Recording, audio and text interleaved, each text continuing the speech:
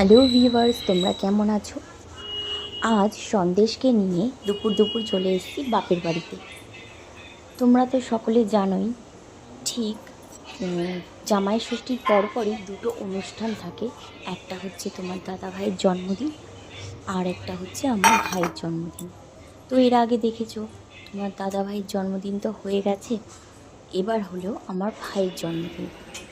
আর ওর জন্মদিন উপলক্ষে থালাটা সাজানো হচ্ছে। এই থালা সাজানোর ব্যাপারটা আমাদের বাড়িতে খুব আছে।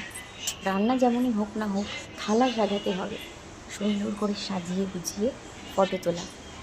এই জন্য জন্মদিনের অপেক্ষাটা থেকে থাকে যে কীভাবে থালাটা সাজবে, তার সঙ্গে ফটো তোলা হবে, ভিডিও হবে। আচ্ছা, তোমরা তো দেখতে থাকো। আর আজকে ওর জন্মদিন উপলক্ষে রান্নাটা আমার বোনই করেছে, আমি করতে পারি না, ঠিক টাইমে আসতে পারি না।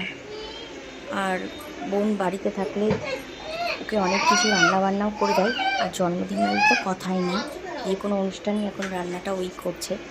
আর আমার সাজগোজ ওর সঙ্গে একটু হেল্প করা থাকে। যাই হোক, যতটা পারি চেষ্টা করি হেল্প করবার।